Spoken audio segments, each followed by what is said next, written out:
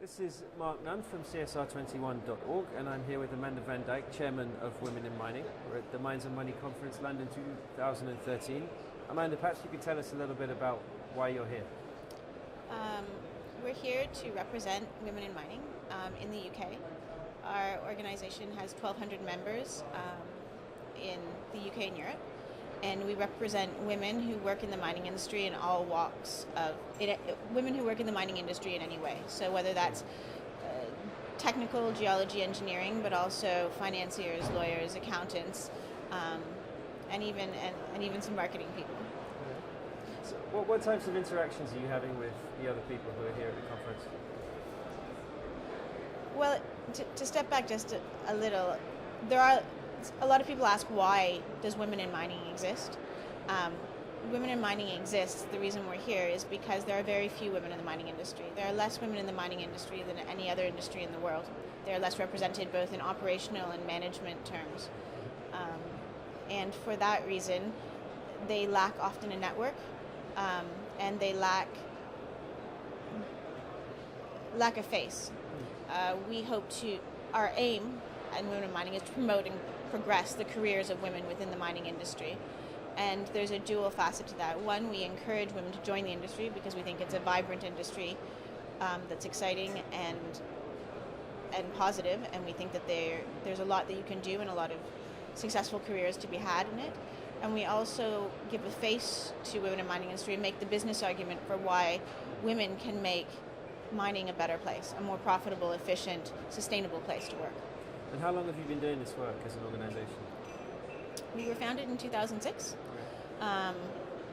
and we've been working, steadily growing ever since then, sort of a couple hundred a year, and we have a lot of following. We're funded by Anglo American and Rio Tinto, and we sort of do a little bit more with more people every year. It's completely volunteer-led, and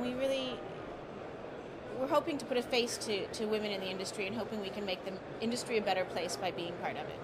And from what I've heard, it sounds like you've had some traction, you've had some success in the last few years. Yes, actually, here today we published the Top 100 Global Women in Mining, which is a book that celebrates that we worked with women in mining groups in Australia, Canada, the US, and South Africa, all of which have strong, vibrant mining economies and women in mining groups. And women were nominated from all walks of the industry, from truck drivers all the way up to CEOs and share people, and people that were inspiring to other women and positive role models for women in the industry. And they were published. We had over 500 nominations, and we had a very big reception, and the conference and the industry turned out en masse last night and celebrated those women and their contribution to the industry. It was a good evening, and it showed that we're well received, and we're very happy to have been so well received. Fantastic. Well, congratulations. Now, you've mentioned that a couple of heavyweights that fund women in mining, Anglo American, for example. So that touches on another question I wanted to ask you, which is where you see the overlaps, if indeed you see any, between your work promoting women's place within the industry and the more generalized CSR work that we believe all companies should be doing. Women in Mining last year started the first of a 3-stage report on the status of women in the global mining industry to test the performance of women in the global mining industry. We took the top 500 companies by market cap, and we determined how many women and the backgrounds of women that were on their boards and executive teams, as well as the backgrounds of the men who were on the boards and executive teams. And then we ran over 75 performance metrics against them, including sustainability metrics. And there was an absolute correlation on profitability and sustainability metrics for when women were in the management teams and on boards.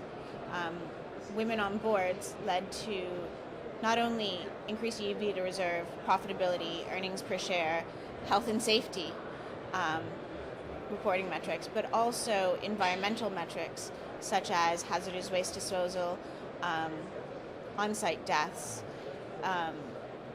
general accidents in the workplace, and community relations spending was, I believe, and I'm hoping I get this number right, between 5 and 10 times higher for companies that had women on their boards. So the amount of money they spent in the communities and invested in the communities was considerably higher. So women have a huge correlatory effect on CSR in companies. And whenever you test any CSR measures, there's a direct correlation to how many women are involved in the organization. And by extension, a similarly positive effect on performance for the company then? Yes. Well, and that would lead to whether or not women cause the change in performance, or women, as well as their understanding of the importance of CSR in terms of long-term sustainability, lead to better performance. And I think it's probably a combination of both. But yes, there's an absolute correlation both between performance and the implementation of effective CSR measures. That's fascinating. Well, thank you, Amanda van Dyke, Chairman of Women in Mining. Thank you for your time.